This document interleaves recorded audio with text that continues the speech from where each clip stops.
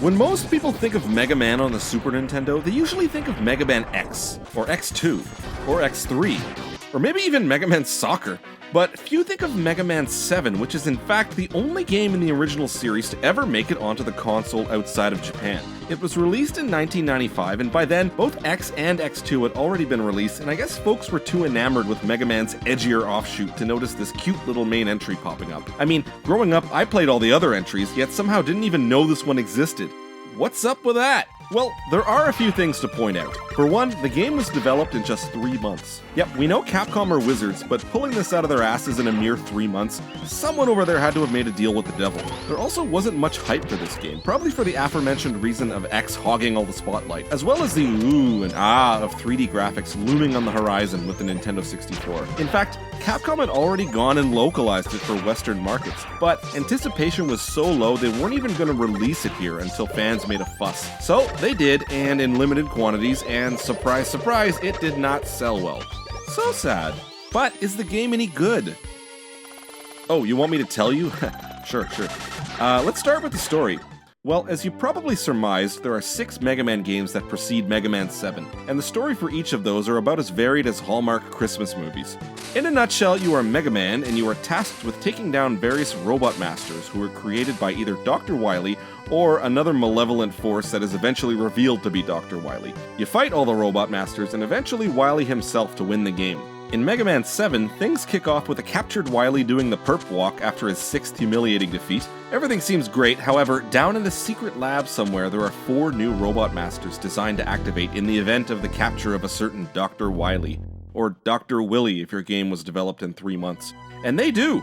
Havoc ensues, Wily gets busted out, and Mega Man is called into action to sort things out. Along the way, you'll encounter a few twists and turns in the form of a mysterious robot duo named Bass and Treble, as well as a few encounters with Proto Man, who just seems to be dicking around. But other than that, nothing really strays from the formula. I mean, criticizing the story of a Mega Man game is kind of like criticizing the food at a water park. We didn't come here for the story, so I'm just gonna say it's fine, with the high point being when Otto gives you the wrong hat at the very beginning.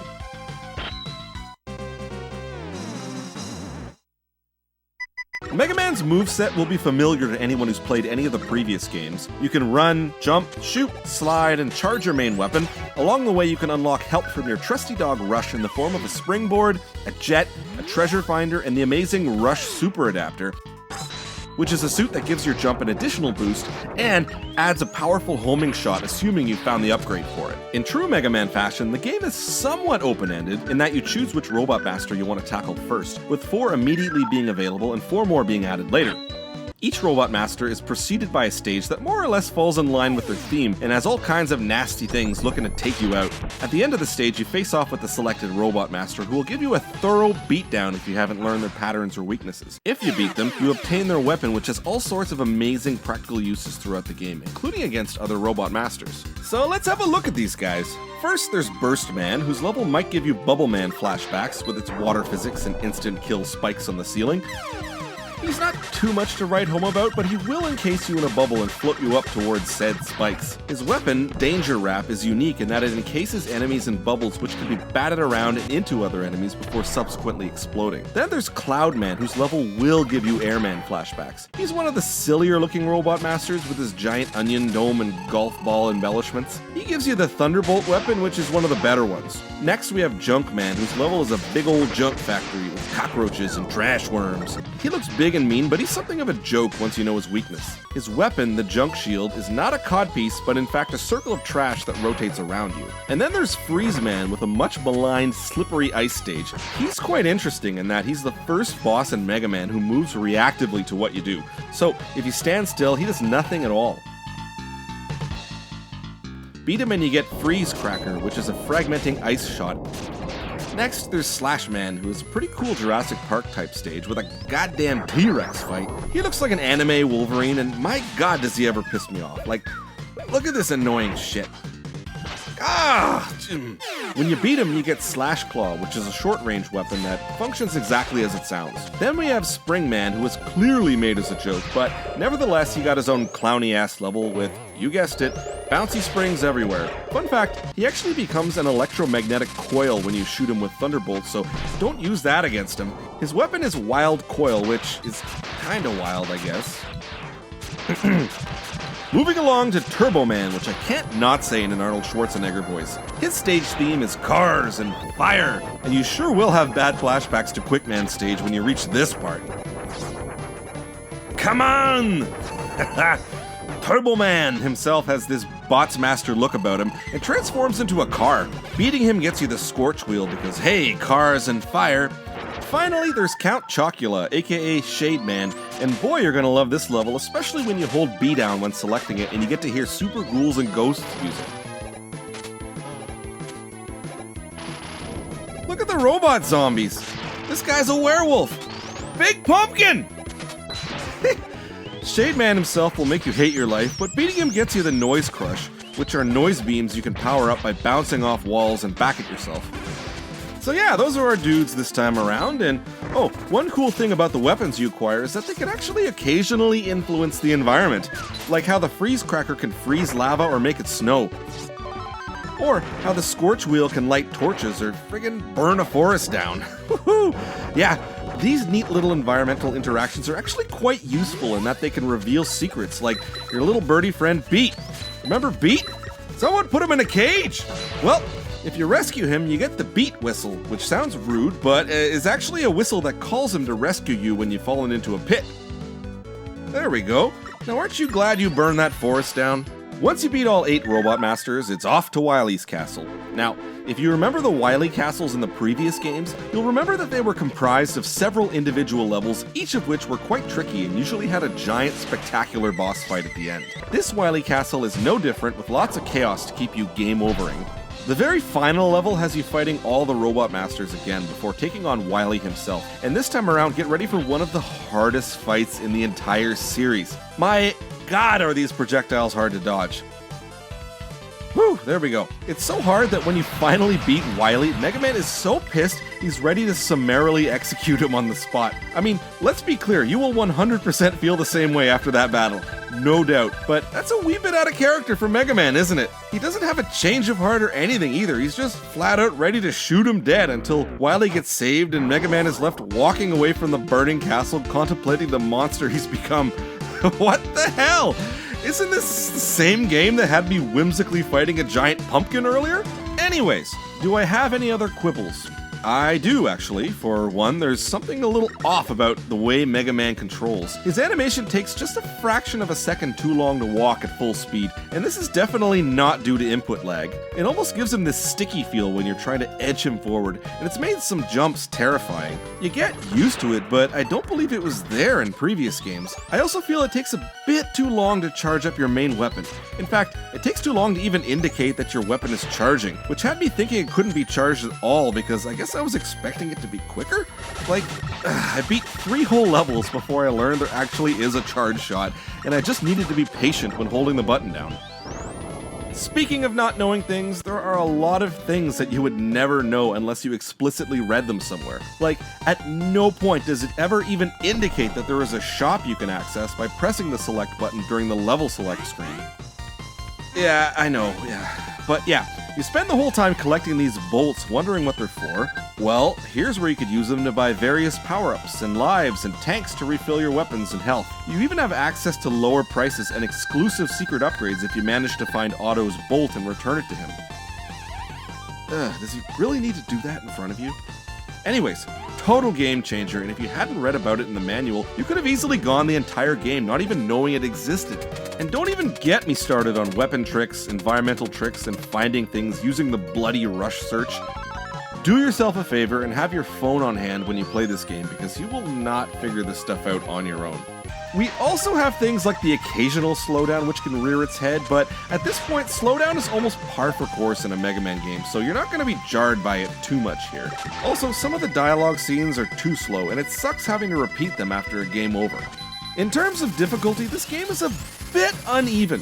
Playing with just your regular shot, it can get quite difficult, but once you learn when and where to use the individual weapons, it can get quite easy. Case in point, each of the Robot Masters are weak to a specific weapon that, when used, makes the battle a cakewalk. Like, Cloudman here is weak against Danger Wrap, which stun locks him so grievously it becomes a joke. Like, look at this indignity. Also, the Rush Super Adapter is tough to get, but is way overpowered. It's basically a double jump combined with a homing shot that turns you into an absolute monster. But then you get shit like the aforementioned final battle with Wily that is so ball-punchingly hard you'll want to scream at the sky. So I'm gonna do you a favor right now and show you how to beat this guy. Ready? Okay. Assuming you have nothing, head to Springman stage and jump on this Jack-in-the-Box so it punches a hole in this wall, getting you Otto's Bolt. Next, go to Cloudman stage and quickly farm bolts by using your charge shot on the birdie babies that get dropped right here. When you have at least 400 bolts, buy 4 E cans, 4 W cans, and an S can. On the last Wily level, do not use any cans on the Robot Masters. Take a death if necessary, just be sure to buy as many extra lives as you need to get through it. Same thing with the first Wily battle. On the final battle, equip Wild Coil and always have it charged up. When Wily appears, get diagonal to him and hold up while firing the charge shot. Only focus on dodging the ground sparks. Use an E can or S can when your health is less than a quarter. Assuming you don't get unlucky, you can out-tank him and take all his health before he takes all of yours. There. Hope that helped. So, if I were to sum up the gameplay of Mega Man 7, I would say it hits the mark and delivers a classic Mega Man experience, albeit with a few imperfections, ambiguities, and inconsistencies here and there. Now, getting into the graphics might be contentious because, to some, this game looks like a bit of a step back into the more cutesy realm of the previous games, as opposed to the cooler Mega Man X aesthetic. And to them, I say, phooey. This game is bloody adorable and whimsical, and I'm hearing no argument to the contrary. Sowie. I regularly laughed out loud when encountering new enemies and environments because of how entertaining they were. And go play Mega Man X and find me a section that's as hilarious as this battle against the giant truck. Like, look at this thing. Yeah. Oh, yeah. Seriously. Some of these bosses just look fantastic with their big, larger-than-life designs. Plus, the colors are so rich and vivid, and it's like one big, delicious dessert for your eyes. And they made the sprites a bit bigger than all the previous games, too, so they stand out a whole lot more. Everything flows at a lovely 60 frames per second, and there are plenty of animation frames to ensure absolute smoothness. And for a game that was made in 3 months, they really did a great job ensuring that each level was unique and that there were few recycled assets. There are so many cool things, like the frozen robot dinosaur skeletons in the background of Freeze Man stage, and the Wily portrait in Shade Man stage. They didn't have to make the zombies' heads pop off, but they did. And custom animations for the Robot Masters depending on the weapon that hits them? Mwah.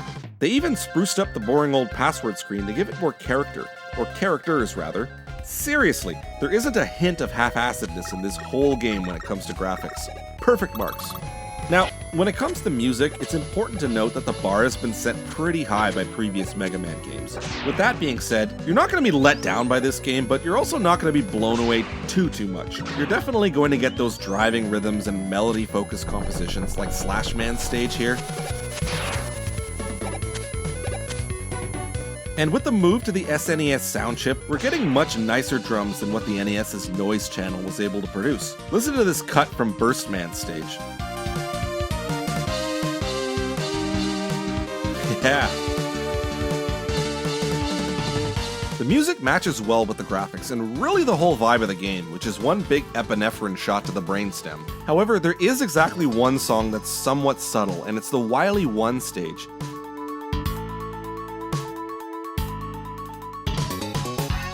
Like, great music to gear you up for a showdown, especially one where your intention is to execute the bastard at the end of it all and bring this whole nightmare to an end.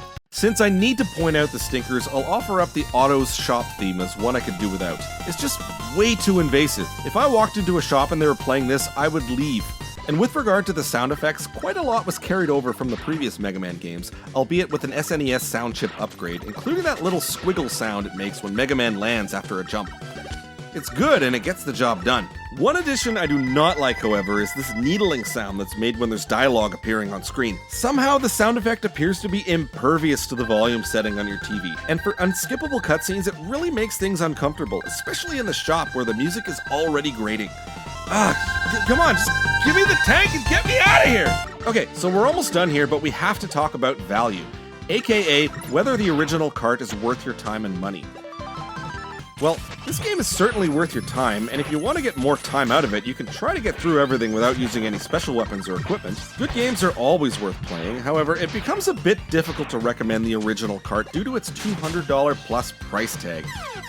For that reason, you're better off getting this game as part of either the Mega Man Anniversary Collection for Xbox, PS2, and GameCube, or the second Mega Man Legacy Collection for Xbox One, PS4, Switch, and PC. With these collections, you also get a bunch of other Mega Man games, so it's a bit of a no-brainer, even if it means putting up with the mildest of censorship. Oh, and this is a one-player game, unless you want to count the super secret but super bare-bones Versus mode that can only be accessed with a password.